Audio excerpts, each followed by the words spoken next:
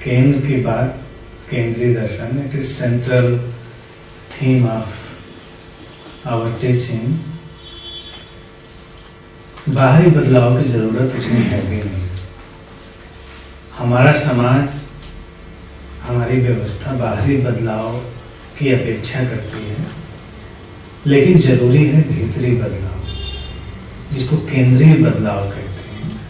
Central, the transformation into the source, और फिर सब कुछ बदलता है।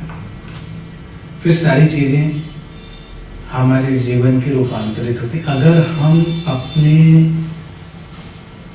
जीवन का जो सेंटर या केंद्र जिसको कह रहे हैं, उसको जितना से ज्यादा चैतन्य बना सके, होशपूर्ण बना सके, तो बदलाव हमें नजर आने लगेगा।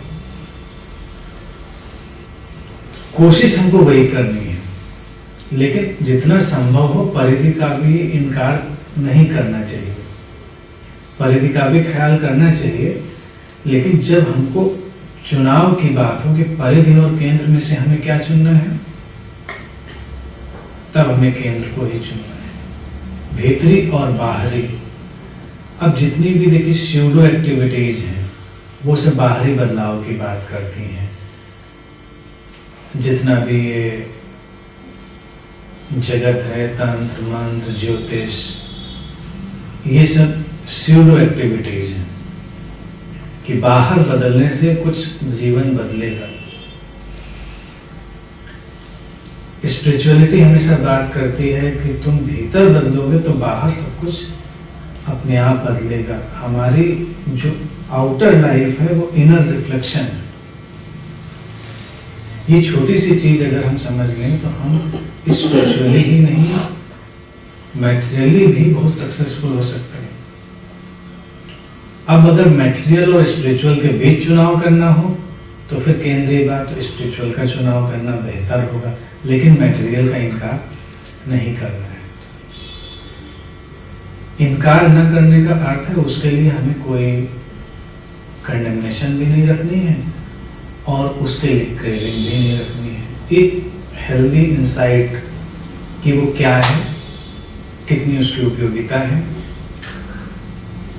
अब अगर देखें कि बाहर के जगत में पॉवर्टी है किसी के जीवन में, तो अगर वो अपने अंदर एक्सप्लोर करेगा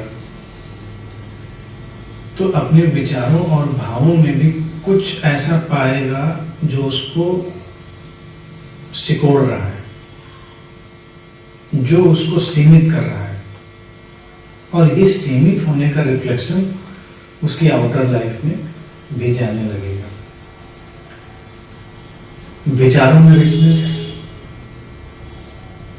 हमारे इमोशंस में रिचनेस, यानी कि रिचनेस पहले तो अंदर से शुरू होगी, एक्सेप्टेंस शुरू होगी, और फिर वो बाहर रिफ्लेक्ट होने लगेगी। अगर हम रिचनेस के कंटेक्स्ट में बात करें, अब ये नहीं कहेंगे कि जो बाहर रिच है तो क्या वो भीतर भी रिच होगा ही, वो एक अलग पहलू है। लेकिन हमें शुरुआत तो पहले भीतर से ही करनी पड़ेगी, और तब बाहर हमसे ज्यादा देर दूर नहीं रह सकता। भीतर से शुरू करेंगे तो बाहर क्रिएट भी होगा और बाहर की यूटिलिटी भी होगी, उसको हम उपयोग भी कर पाएंगे। और कई बार अगर हम अपने सेंट्रल यानी कि भीतर की जो इंटरनल हमारी सेटिंग है उसको ठीक से नहीं एडजस्ट कर पा रहे हैं, तो बाहर हमारे रिचनेस हो भी तो हम उसका उपयोग नहीं कर पाते, वही हमारा उपयोग कर देती है। उन लोगों को आप देखें जिन्होंने बहुत मटेरियल अपने आसपास इकट्ठा कर लिया है, तो तनाव है, चिंता है, कॉन्फ्लिक्ट है, एंगर है, लस्ट है, तरह तरह की दुनिया भर की सारी चीजें, तो वो है भी और नहीं भी है, उनके लिए उसकी उपयोगिता भी नहीं है। और एक चीज आपके पास कम भी है लेकिन आप उसको यूज कर पा रहे हैं, उसको एंजॉय कर पा रहे हैं, तो आप रिच कहे जाएंगे। आपके बैंक में भी कितना पैसा जमा है या आपने कितना खजाना जमीन में दबा रखा है, इससे तो कोई फर्क नहीं पड़ता।